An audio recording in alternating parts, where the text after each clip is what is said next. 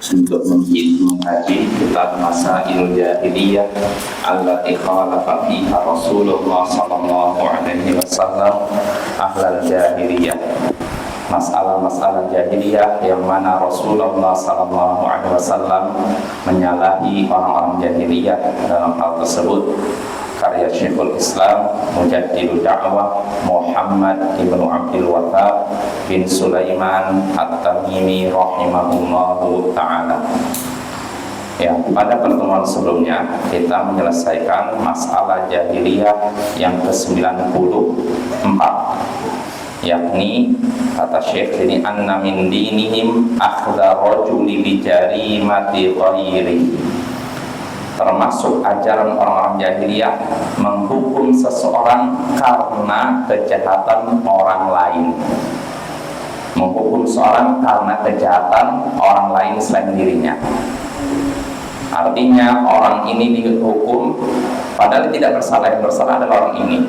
Nah, itu orang jahiliyah. Misalkan dalam suatu tempat yang salah dalam satu suku satu orang, nanti yang dihukum bukan orang ini tapi orang lain.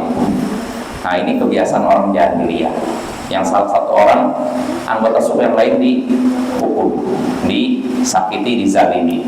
Nah, ini kebiasaan orang jahiliyah. Mereka menghukum seorang, menyakiti seorang karena kesalahan orang lain, bukan kesalahan dirinya.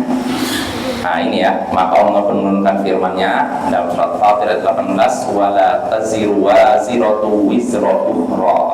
Orang yang berdosa tidak menanggung dosa yang lain.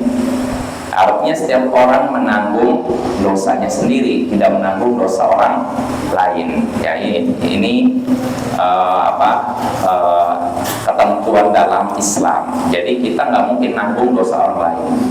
Kita tidak akan disiksa karena kesalahan orang lain, tidak mungkin dihukum karena kesalahan orang lain, kecuali kalau kita jadi penyebabnya. Ya, misalkan orang lain membunuh orang, kita bantu sediakan pedangnya, kita bantu peralatannya. Nah, kita kena juga. Tapi kalau kita nggak punya salah apa-apa, yang salah orang lain, misalkan yang salah orang di desa ini, misalkan ada orang di desa ini salah, yang dihukumnya saya, karena saya nggak ngerti apa-apa. Nah, ini kebiasaan jahiliyah ya. Dalam Islam nggak ada seperti itu. Kita hanya menanggung dosa kita sendiri, kecuali kalau kita jadi penyebab dosa orang lain, baru kita nanggung dosa. Atau kita jadi contoh buruk bagi orang lain, ini juga kita nanggung dosa. Saya melakukan maksiat, diikuti oleh orang lain, maka setiap orang mengikuti saya, dosanya ngalir ke saya. Ini tanpa bicara, cuma dilihat orang dan diikuti. Maka bagaimana pula kalau ayo, udah jelas salah, saya ngajak orang lain untuk ikuti kesalahan saya. Oh, ini lebih parah lagi, dosanya makin parah lagi dan makin berat lagi. Nah, itu ya, jadi sekali lagi kebiasaan orang jahiliyah menghukum orang yang tidak bersalah karena kesalahan orang lain, ya, kesalahan bukan dirinya. Nah, ini masalah jahiliyah yang ke-94. Nah, sekarang kita masuk masalah jahiliyah yang ke-95. Apa itu? Kata Syekh Muhammad bin Abdul Wahhab bin Sulaiman At-Tamimi rahimahullah, ta'yiru rajuli bima fi ghairihi faqal a'ayyartahu bi ummi innaka mru'un fika jahiliyah. Masalah jahiliyah yang ke-95 yaitu mencela seseorang karena aib yang ada pada orang lain. Mencela seseorang karena aib yang ada pada selain dirinya. Contohnya ada orang yang berkata, apakah engkau mencelanya? Apakah engkau mencelanya dengan menyebutkan kekurangan ibunya? Apakah engkau mencelanya dengan menyebutkan kekurangan ibunya? Sesungguhnya pada dirimu ada sifat jahiliyah. Nah, nanti akan dibahas siapa yang mengucapkan ini. Nah, ini Bapak ya, masalah jahiliyah yang ke-95, yaitu mencela orang lain dengan menyebutkan aib yang ada pada orang selain dirinya. Mencela seseorang karena aib yang ada pada selain dirinya. Mirip tadi, kalau tadi kan menghukum menghukum orang karena kesalahan orang lain. Kalau sekarang nggak menghukum, cuma mencela. Orang ini nggak punya kesalahan, yang punya kesalahan orang lain dia cela. Atau orang ini diejek karena fisik orang terdekat dengannya. Misalnya fisik orang terdekat dengannya dianggap buruk, yang dicela orang ininya, bukan orang ininya. Nah, ini kebiasaan orang jahiliyah. Ya, kita baca keterangan dari Syekh Shalih Al-Fauzan di sini. Hadza fi qissati Abi Dzar radhiyallahu anhu lamma qala fi wahid min afadilis sahabati minas sabiqin al-awwalin ila al-Islam. Ini Syekh di sini, Syekh Muhammad bin Abdul Wahab menyinggung tentang kisah Abu Dzar, semoga Allah meridainya, tatkala ia berkata tentang seorang sahabat mulia yang termasuk orang yang terdahulu lagi pertama masuk Islam.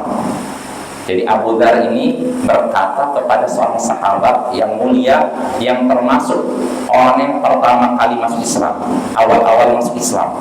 Ketika di mana? Mekah, ya. Abu Dzar berkata kepadanya, "Ya banas sauda, wahai anak wanita hitam." Wahai anak wanita hitam. Nah, di sini yang dicela apanya? Ibunya. Wahai anaknya wanita hitam. Nah, dalam ayat lain sebutkan yang dicela adalah Bilal. Bilal adalah seorang sahabat Nabi dari Ethiopia, keturunan Ethiopia, dan Ethiopia kita tahu sendiri Afrika sekarang kan gitu. Di sini dicela, wahai anak wanita hitam. Li'anna ummahu sauda, kata Syekh ini karena ibunya kebetulan hitam, kulitnya hitam. Nah, dicela dengan menyebutkan kekurangan ibunya. Lihat tuh, dia dicela karena kekurangan yang ada pada selain dirinya. Yaitu di sini contohnya ibunya, bisa ibunya, bisa bapaknya, abangnya, adiknya, kakeknya. Nah, ini kebiasaan jahiliyah, mencela orang dengan menyebutkan kekurangan ibu bapak. Nah, nggak boleh dalam Islam, ya. Ini perkataan Abu Dzar. Maka Nabi pun berkata, qala lahu sallallahu alaihi wasallam, maka Nabi pun berkata kepada Abu Dzar, a'ayyartahu bi ummi? Apakah engkau mencelaknya dengan menyebutkan kekurangan ibunya? Innaka mur'un fika jahiliyah. Sesungguhnya engkau adalah orang yang pada dirimu ada sifat jahiliyah. Nah, ini Bapak, ya, orang yang suka mencela fisik orang, ini adalah orang yang punya sifat jahiliyah. Ada tidak zaman sekarang? Ada, di medsos terutama, ya, mencela fisik orang. Apa? Bapaknya Nabi dan saya Nabi. Iya, itu termasuk juga. Itu termasuk istilahnya apa nufil ansab juga. Itu termasuk. Jadi mencela seorang karena menyebutkan asapnya yang buruk. Sebutkan kamu ini anak pezina, kamu ini yang salah ibunya. Tapi kok, nah gitu, pokoknya ini nggak boleh seperti ini. Ini sifat jahiliyah. Kalau di medsos banyak sekali kita perhatikan itu komentar-komentar gitu, mencela politisi misalkan dengan menyebutkan, aduh, ini pertanggungjawabannya berapa gitu. Karena semua yang ditulis akan dipertanggungjawabkan di akhirat nanti. Kalau kita nggak suka dengan seorang, nggak suka dengan tingkah lakunya, sebutkan aja tingkah lakunya begini. Nggak usah nyebutkan fisiknya. Apalagi dibikin gambar, misalnya apa? Karikatur semacamnya. Ya, kalau kita lihat contohnya mantan presiden dibikin gambar begini, ya Allah. Kadang kita ketawa kan, astagfirullah, itu dosa. Kan? Kita nggak boleh, harus mengingkari, harus marah. Cuman ya itu karena saking banyaknya kadang gambarnya lucu, jadi kadang saya kan tertawa juga gitu. Ditahan, sebenarnya dosa, nggak boleh kita tertawakan. Kemungkaran, ya, gambar seorang mantan presiden atau siapapun dibikin gambar lucu. Dan di situ komentarnya rata-rata tertawa, emoji tertawa gitu. Saya perhatiin kemungkaran, nggak boleh kita kita diamkan. Kalau memang kita tidak sanggup mengingkari, lewati. Setiap ada gambar itu lewati. Karena kalau kita tonton, apalagi senyum, kita sudah ikut dosa itu. Karena kita menyaksikan kemungkaran, bukannya ngingkari, malah senyum kita. Ya, jangan Bapak, ya. Yang seperti ini banyak. Nggak perlu saya sebutkan contoh namanya siapa, ya. Ada lah. Zaman sekarang kan zaman orang kreatif dalam melakukan dosa, ya. Nah, kata Syekh di sini, jadi Abu Dharr berkata kepada sahabat Nabi Bilal, sesungguhnya engkau anak wanita hitam. Sesungguhnya engkau anak wanita yang berkulit hitam. Nah, maka Nabi pun menegurnya, apakah engkau mencelaknya dengan menyebutkan kekurangan ibunya? Sesungguhnya engkau orang yang pada dirimu ada sifat jahiliyah. Kata Syekh ini, fata'yiru syakhsi bi syai'in laysa fi wa innama huwa bi ghairi aw bi dana'ati nasabi wa min umuril jahiliyah. Nah, ini mencela seseorang dengan sesuatu yang tidak ada pada dirinya tapi ada pada selainnya. Jadi orangnya nggak seperti itu. Orangnya yang ada pada ibunya, mungkin bapaknya atau abangnya atau istrinya atau semacamnya lah. Mencela seseorang dengan sesuatu yang tidak ada pada dirinya, melainkan ada pada selainnya, atau dengan merendahkan nasabnya. Nah tadi itu, kamu ini anak maling, yang salah bapaknya tapi yang celah anaknya, kamu anak pelacur misalkan kayak itu. Nah ini semua termasuk perkara jahiliyah. Nah, boleh Bapak ya. Yang salah bapaknya, jangan anaknya diikut sertakan. Jangan kita merasa saya hebat nih, keturunan orang-orang soleh. Sedangkan ini keturunan orang kolek, orang yang tidak baik. Jangan sombong ya. Nggak mesti anaknya orang soleh, nggak mesti soleh. Ya tidak. Sebagaimana anak yang penjahat belum tentu jadi penjahat. Maka tak boleh kita merendahkan orang karena lihat ayahnya, kakeknya dan semacamnya ya. Walaupun kalau dalam masalah pernikahan Bapak ya, memang nasab itu penting. Karena biasanya kalau namanya istilahnya ya, kalau leluhurnya itu baik biasanya menurun ke keturunannya. Kalau leluhurnya rusak akan menurun ke keturunannya. Biasanya begitu, walaupun tidak jadi patokan. Ya. Iya, contohnya begitu. Makanya perhatikan nasabnya seperti apa, keturunannya kemana gitu. Makanya para nabi semuanya keturunan baik. Seorang nabi lahir dari keluarga miskin ada, kaya ada, miskin ada. Tapi kalau nabi dari keturunan nasab yang rendah nggak ada, nasabnya mulia atau semuanya nggak ada yang nasab rendah. Jelas apa ya? Nah ini ya. Jadi ini kelebihan para nabi. Tapi sekali lagi bukan berarti kalau selain nabi ya, kalau ada orang dari keturunan tidak baik bukan berarti dia tidak baik. Allah memberikan hidayah kepada siapapun hambanya yang Allah kehendaki. Bisa jadi orang tuanya, kakeknya, buyutnya, kakeknya, bapaknya rusak semua, tapi si cucu baik. Mungkin nggak? Mungkin Bapak ya, kita nggak tahu takdir Allah SWT. Seperti ada, mungkin saya pernah cerita di Timur Tengah sana, seorang anak jadi sebab hidayah satu keluarga. Ini di Arab namanya kan. Jadi satu keluarga ini istilahnya kalau kita nyebutnya Islam KTP lah. KTP-nya aja Islam, tapi kelakuannya nggak Islam, nggak sholat, nggak apa gitu. Satu keluarga nggak sholat, ibu, bapak, anaknya, abang, adik semuanya nggak sholat. Sampai akhirnya Allah takdirkan seorang anak, dia pun ketika di SMP, masih usia kalau misalnya 15 tahun ya, dia dapat hidayah ketika di bangku sekolah dari temannya orang yang soleh. Jadi sedangkan dia dari keluarga yang rusak. Nah dia kenal dari temannya yang baik, kenalan, istilahnya terpengaruh dengan kebaikannya, sehingga akhirnya diajak sholat, diajak taklim, sehingga akhirnya si anak ini ikut taklim, akhirnya sholat. Nah setelah si anak ini berubah, dulu yang nggak pernah sholat, kan keluarganya nggak pernah sholat. Setelah si anak ini sholat, kalau kita pikir biasanya kalau anaknya sholat nanti ibunya langsung senang, bapaknya senang, abangnya senang gitu kan. Biasanya kan, anaknya berubah. Tapi enggak, tidak seperti itu. Tidak seperti yang diharapkan, tidak seperti yang diperkirakan. Karena apa? Ketika si anak ini sudah mulai sholat di rumahnya, ternyata ayah ibunya malah mencaci dia, abang-abangnya dicaci, pokoknya direndahkan. Sampai pernah suatu hari dilempari sepatu kan. Padahal dia nggak cuma sholat aja, dia nggak sampai ngajak ibunya, cuma sholat aja, itu aja udah bikin gak suka. Nah ini sehingga apa sih, anaknya cuma nangis berdoa semoga ibu bapaknya dapat hidayah, abangnya dapat hidayah.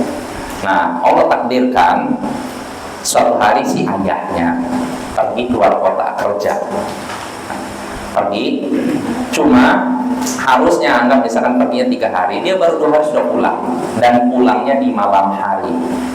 Nah karena di malam hari, dia kan biasanya kalau orang pergi bawa kunci ganda ya, ada 1, misalnya pintu ada 2 kunci, dia bawa 1. Pulangnya malam hari, maka dia buka sendiri pintu, dia buka. Nah pas dia masuk rumah, kondisi sudah gelap malam hari, cuma dia dengar suara ada orang baca Quran.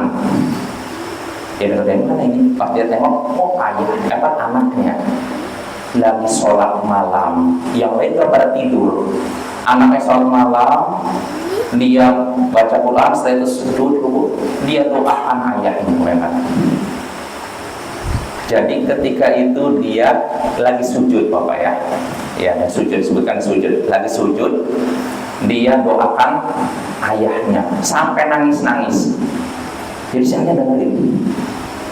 Si anak lagi sujud mendoakan ayahnya, kan?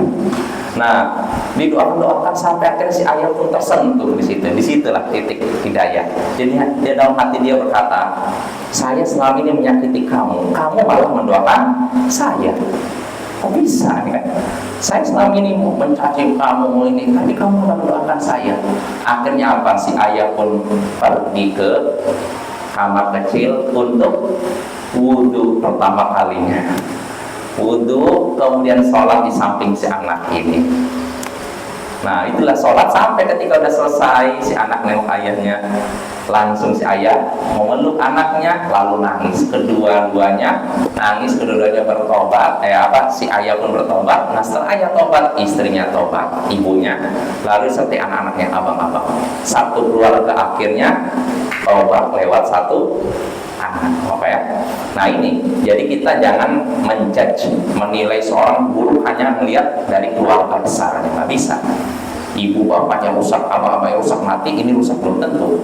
Ya, kita nggak tahu hidayah Allah kapan sampai kepada seorang. Ya, jadi ini anak yang satu ternyata menjadi sebab hidayah semua anggota keluarga. Maka nggak boleh kita sekali lagi mencela seseorang karena ayahnya yang rusak, ibunya yang rusak, kakeknya rusak, leluhurnya rusak. Kita nggak bisa memastikan begitu ya, karena hidayah tangan Allah. Bisa jadi seorang punya leluhur yang rusak tapi dia baik, dan sebagaimana ada orang yang punya leluhur baik tapi dianya rusak. Contohnya siapa? Anak paling nyata orang Yahudi. Orang Yahudi kan keturunan para nabi mereka, dari Nabi Yakub kan, sampai setelahnya itu Bani Israel semua itu orang Yahudi semua itu. Artinya mereka keturunan orang-orang baik. Tapi apakah mereka yang baik? Kebanyakan mereka tidak baik, sampai sekarang pun tidak baik. Walaupun kita akui sebagian orang Yahudi bagus, masuk Islam, mereka menjadi seorang muslim yang baik, betul. Tapi keumuman mereka tetap membangkang, tidak mau masuk Islam, tetap menentang Islam, tetap memusuhi Islam, dan berusaha untuk menghabisi Islam. Ya ini memang sudah Allah gambarkan dalam Al-Quran. Nah itu Bapak ya. Jadi kembali lagi, mencela seorang dengan sesuatu yang tidak ada pada dirinya tapi ada pada selainnya, atau dengan menyebutkan kerendahan nasabnya rendah, ini termasuk perkara jahiliyah. Tapi perlu kita ketahui, kan sebutkan jahiliyah berarti sebelum Islam kan. Nah kalau sebelum Islam, orang-orang sebelum Islam muslim apa kafir? Kafir kan? Ya tidak. Nah, cuma sini kan kata Syekh sini, walaysa kullu man kana fi khaslatun min khisalil jahiliyah yakunu kafiran. Tidak setiap orang yang punya sifat jahiliyah dia kafir. Gak mesti. Artinya gini, kalau masa jahiliyah iya sudah berlalu. Dulu masa-masa orang nggak hidup dalam kegelapan, dalam kebodohan, belum ada cahaya Islam, ya kafir betul. Nah, tapi jahiliyah yang itu sudah berlalu. Yang ada di zaman sekarang bukan masa jahiliyah lagi, tapi sifat jahiliyah. Artinya sisa-sisa sifat buruk di zaman jahiliyah. Jelas ya? Maka nggak boleh ungkapan sekarang sebagai orang jahiliyah zaman modern, nggak boleh. Nggak boleh kita mengungkapkan jahiliyah zaman modern, nggak ada, jahiliyah udah nggak ada zaman sekarang. Karena ungkapan menyatakan sekarang dulu kita udah masuk di jahiliyah zaman modern, berarti kita menyatakan orang sudah kafir semua, dan itu nggak boleh bisa, ya. Nggak boleh, karena ada seorang tokoh yang dianggap bergerakan mengucapkan demikian. Sampai dia berkata, nggak ada manfaatnya lagi adzan yang dikumandangkan di menara-menara masjid. Orang sudah kembali lagi ke jahiliyah. Nah ini namanya mengkafirkan umat secara umum. Nah ini nggak boleh. Tapi kalau kita katakan pada umat ini ada sifat jahiliyah, boleh tidak? Boleh. Ya contohnya ini, mencela orang, mencela fisiknya, mencela ibunya, ada tidak? Ada. Dan inilah sifat jahiliyah. Dan orang yang punya sifat ini tidak kafir, Bapak ya.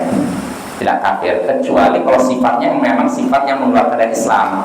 Contohnya apa sifat jahiliyah yang mengeluarkan dari Islam? Syirik, ya tidak? Orang berbuat syirik keluar dari Islam. Atau orang yang mencela takdir, ini juga keluar dari Islam. Jelas Bapak ya? Jadi tidak setiap orang yang pada dirinya ada sifat jahiliyah berarti dia kafir ya. Tergantung sifat jahiliyah seperti apa. Apakah sifat jahiliyah yang mengeluarkan dari Islam atau tidak? Jelas ya? Nah kita selesai dari sifat jahiliyah ke-95. Nah sekarang kita masuk sifat jahiliyah berikutnya. Sifat jahiliyah yang ke-96. Apa itu? Berkata Syekh Muhammad bin Abdul Wahhab bin Sulaiman At-Tamimi, al-iftikharu bi wilayatil bait fadammahumullahu biqauli mustakbirina bihi samira tahjurun. Sifat jahiliyah yang ke-96 membanggakan pengelolaan Baitullah, Ka'bah. Membanggakan perbuatan mengelola atau mengurus rumah Allah. Apa rumah Allah sini? Ka'bah. Artinya gini, di antara sifat jahiliyah membanggakan perbuatan mengurus Ka'bah. Maka Allah pun mencela mereka dengan firman-Nya, mereka menyombongkan diri dengan itu karena sudah mengurus Ka'bah dalam keadaan mereka mengucapkan kata-kata keji di malam hari. Ya, ini dalam surat Al-Mu'minun ayat 67. Nah ini ya, ini sifat jahiliyah yang ke-96, yaitu membanggakan diri karena sudah mengurus Ka'bah. Siapa kira-kira yang membanggakan diri karena sudah mengurus Ka'bah? Kamilah yang mengurus Ka'bah. Orang Indonesia. Orang Indonesia ya. Apa ya? Jadi kalau ada orang yang ngaku katanya, ini saya dapat kunci Ka'bah di bawah Indonesia. Nah ini penipuan yang cari ini lagi orangnya. Orang Indonesia sebagian, yang nggak saya katakan semuanya, mudah ditipu sama orang dulu. Lihat kunci Ka'bah dibawa kemana dengan syarat bayar dulu baru bisa megang. Ya nggak ada ya, jadi kawan di sana ya. Dan yang ngurus bukan orang Indonesia ya, orang Quraisy ya, orang Quraisy ya. Nah terus siapa yang membanggakan diri sudah mengurus rumah Allah, mengurus Ka'bah? Orang Quraisy, musyrik Quraisy. Jadi orang musyrik Quraisy membanggakan diri mereka di hadapan bangsa Arab lainnya. Kami sudah mengurus rumah Allah, kami mengurus Baitullah, kami mengurus Masjidil Haram. Nah ini ya, ini sifat jahiliyah. Nah kita baca keterangan dari Syekh Shalih Al-Fauzan sini. Min masail jahiliyah annahum yaftakhiruna biqiyamihim 'alal masyaa'ir bisadanatiha wa tanzimiha wa rifadatil wafidina ilaiha wa siqayatil hajij. Nah ini di antara sifat jahiliyah, sifat orang jahiliyah, mereka membanggakan diri karena sudah mengurus tempat-tempat suci. Apa tempat suci di sini contohnya? Ka'bah, Arafah dan semacamnya. Mereka membanggakan perbuatan mereka mengurus tempat-tempat suci dengan mengelolanya, melayani, mengurusnya, merapikannya dan melayani tamu-tamu yang datang kepadanya. Dan juga mereka membanggakan perbuatan mereka memberi minum jamaah haji. Ya, ini. Jadi siapa pelakunya? Musyrik Quraisy. Ya, Quraisy ini kan mereka diberikan istimewa mengurus Ka'bah. Tapi yang jadi masalah mereka membanggakan diri. Ini yang jadi masalah. Seandainya mereka ngurus Ka'bah ini ringan, nggak masalah. Boleh, itu kemuliaan. Tapi ketika mereka banggakan, ini baru jadi pertanyaan gitu. Kata Syekh sini, "Fahum yaftakhiruna bihadzal amal mustakbirina bihi." Mereka membanggakan perbuatan ini. Perbuatan apa? Mengurus tempat-tempat suci, Ka'bah dan semacamnya. Allah katakan mustakbirina bihi. Mereka menyombongkan diri dengan sebab itu. Dengan sebab apa? Ai bi wilayatil bait wa bi khidmatil baitis syarif wa bi khidmatil wafidina ilaihi. Mereka menyombongkan diri, membanggakan diri dan karena apa? Telah mengurus Baitullah Ka'bah dan melayani rumah yang mulia, rumah Allah yang mulia, serta melayani tamu-tamu yang datang kepadanya. Nah ini kata Syekh, yaftakhiruna bihadza ala ghairi minal arab fa hadza min umuril jahiliyah. Mereka membanggakan ini di hadapan orang-orang Arab lainnya, dari Hejaz, dari Yaman, dari apa, kamilah pelayan apa tanah suci, kamilah pelayan apa Ka'bah, kamilah pelayan Masjidil Haram ya. Mereka membanggakan ini. Maka kata Syekh, ini termasuk perkara jahiliyah ya, jahiliyah apa ya. Kenapa? Li'anna khidmata buyutillahi ibadah fala yajuzu lil insan an yaftakhira bil ibadah. Nah ini titik pentingnya di bawah nih ya. Kenapa ini termasuk perkara jahiliyah? Karena melayani rumah Allah, mengurus rumah Allah adalah ibadah. Ya tidak? Mengurus Ka'bah ini ibadah, yang amalan mulia. Maka tidak boleh seorang membanggakan ibadahnya, tidak boleh.